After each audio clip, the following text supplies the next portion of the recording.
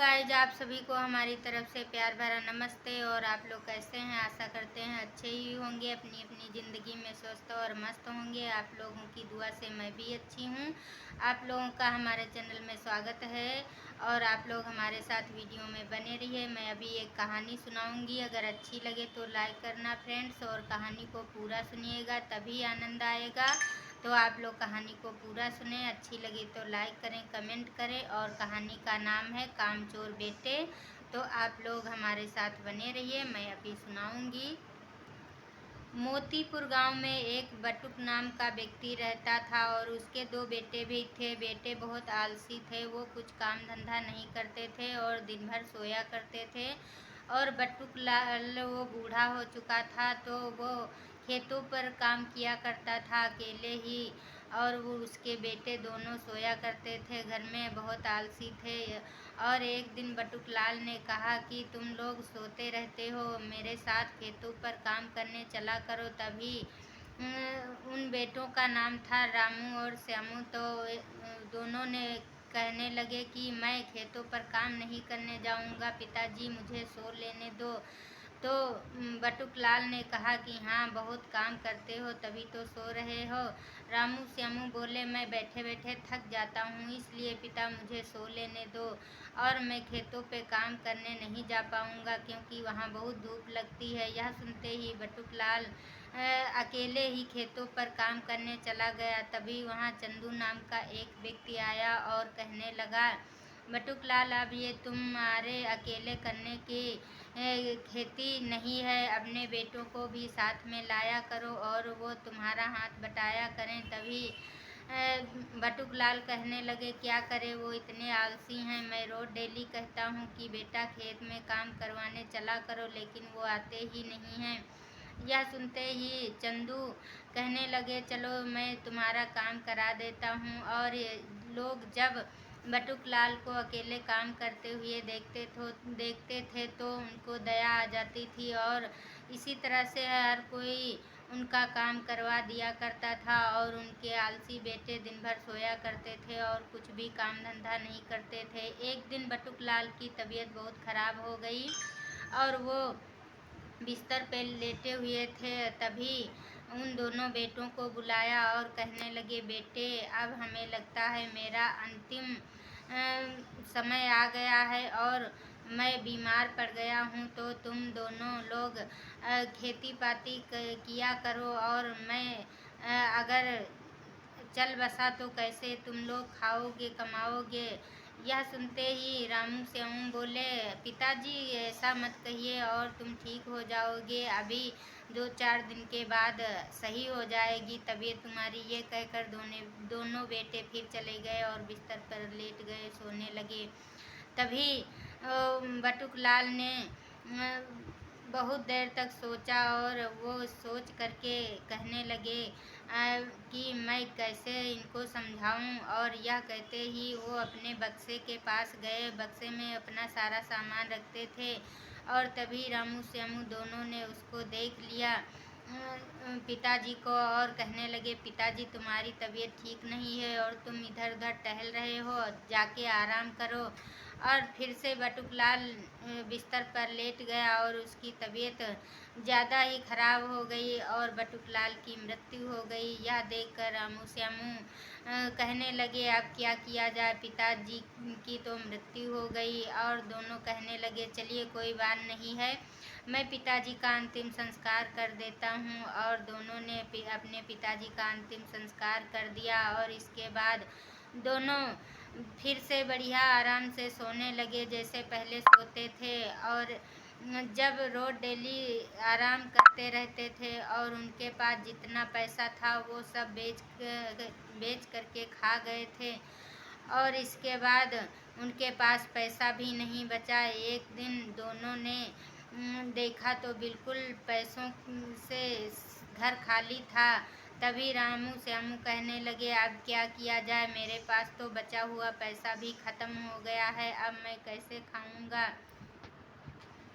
दोनों ने सलाह की और कहने लगे, जो कल्लू बाबा हैं उनके पास चलो, वो लोगों की समस्या सुनते हैं। और दोनों कल्लू बाबा के पास पहुँचे तो कल्लू बाबा के पास लोगों की भीड़ लगी थी और वहाँ पर ये दोनों भी पहुँच गए और कहने लगे, बाबा जी आप लोगों की समस्या सुनते हैं। तभी कल्लू बाबा ने कहा, हाँ सुनते तो हैं, आप बताइए आपकी क्या समस्या है। तभी रामू श्यामू ने कहा, बाबा जी मेरे पिता थे तो वो खेतों पर काम किया करते थे और हम लोग कुछ भी काम नहीं करते थे। इतने बड़े हो गए हैं लेकिन मैं खेतों पर कभी काम करने नहीं जाता था और मुझे बहुत धूप लगती है। तो आप कोई उपाय बताइए जिससे मुझे काम ना करना पड़े। कल्लू बाबा ने कुछ देर सोच करके कहा, ये तो समस्या बहुत बड़ी है। आ, इस समस्या को तो मैं इतनी जल्दी नहीं बता सकता हूँ। आप लोग आज जाइए और मैं सोच करके कल आप लोगों को बताऊँगा। और दोनों वहाँ से वापस घर आ गए और आराम से सो गए। सुबह हुई, दोनों ने फिर कल्लू बाबा के पास गए और बाबा जी से कहने लगे, बाबा जी मेरे समस्या का कुछ हल निकाला। कल्लू बाबा ने कहा, हाँ क्यों नहीं, मैंने आपकी समस्या का हल निकाला है। तभी दोनों ने कहा, जल्दी बताओ बाबा जी। कल्लू बाबा ने कहा, तुम्हारे पास तो खेती पाती होगी। दोनों ने कहा, हाँ जी है, मेरे पास खेती है। तो कल्लू बाबा ने कहा, ठीक है आपके पास खेती है तो बहुत अच्छी बात है। और अपने कागज़ निकाले और कल्लू बाबा ने कहा, तुम दोनों लोग इस कागज़ पे अपने हस्ताक्षर कर दो और मैं तुम्हें पूरे महीने का इतना पैसा दे दूंगा कि तुम लोग आराम से खाना और किसी चीज़ की समस्या नहीं होगी। दोनों ने झट से उस कागज़ पे अपने अपने दस्तक कर दिए और वहाँ से चले आए और कहने लगे, कल्लू बाबा की 1 महीने बाद आना और मैं तुम्हें पैसे दे दूंगा। और 1 महीना जैसे तैसे गुजरा। दोनों कल्लू बाबा के पास गए और कहने लगे, कल्लू बाबा जी मुझे पैसे दे दो, मैंने बहुत तकलीफ़ करके 1 महीना गुजारा है। तभी कल्लू बाबा ने कहा, कैसे पैसे, किस चीज़ के पैसे। और तुम दोनों ने अपनी सारी ज़मीन मेरे नाम कर दी है और मैं उस ज़मीन का मालिक हूँ और मैं तुम्हें ज़मीन भी नहीं दूंगा और पैसे भी नहीं दूंगा, यहाँ से निकल जाओ। दोनों ने पछताते हुए वहाँ से आए और बहुत ही दुख उनको हुआ और फिर बाद में घर में इधर उधर देखने लगे। तभी अपने पिता के बक्से के पास गए और दोनों ने बक्से को खोला और देखा तो उसमें उनके पिताजी की बहुत अच्छी पगड़ी रखी थी। तभी श्यामू ने कहा कि ये पगड़ी पिताजी तभी लगाते थे जब कोई अच्छा कार्यक्रम होता था। और श्यामू ने उस पगड़ी को उठाकर अपने सर पर रखा। तभी उसमें से एक पत्थर गिरा और उस पत्थर को दोनों ने देखा तो कहा कि ये पत्थर तो बहुत अच्छा है, पिताजी इसको क्यों रखे हुए हैं, इसमें कोई अच्छी चीज़ होगी तभी तो इसको रखा है। और तभी उसमें से एक चिट्ठी निकली और उस चिट्ठी में लिखा था, बेटा ये मेरे पिता का पत्थर दिया हुआ है, ये बहुत अनमोल पत्थर है और जब तुम्हारे पे कोई समस्या पड़े तो इस पत्थर को लेके बेच लेना और तुम्हारे पास बहुत सारे पैसे आ जाएंगे। यह पढ़ते ही दोनों ने उस पत्थर को लेके सुनार के पास गए और सुनार से कुछ पैसे ले आए और उसी पैसों से बहुत सारी खेती खरीदी और दोनों खेती करने लगे और कहने लगे, मैं पिता के बताए हुए सभी कामों को करूँगा और मैं इतना मेहनत करूँगा कि पिता देखें तो खुश हो जाएं।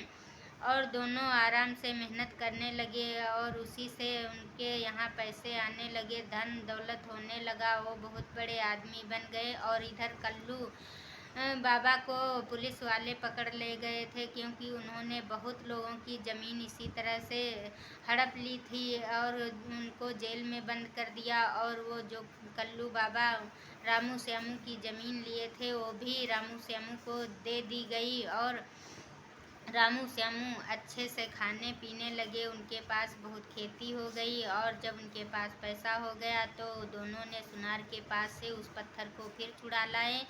और इसी तरह से कहा जाता है दोस्तों, आलस नहीं करना चाहिए। जो लोग आलस करते हैं वो हमेशा दुख झेलते हैं और उनके ऊपर बहुत ज़्यादा तकलीफ़ पड़ती है। तो मेहनत करते रहिए, ऊपर वाला तो खाने को ही देगा। इसी तरह से दोनों भाई बहुत बड़े अमीर हो गए और वो आगे चलकर बहुत धनवान हो गए। तो आज की कहानी मेरी कैसी लगी आप लोग कमेंट करके ज़रूर बताना। तब तक के लिए बाय बाय।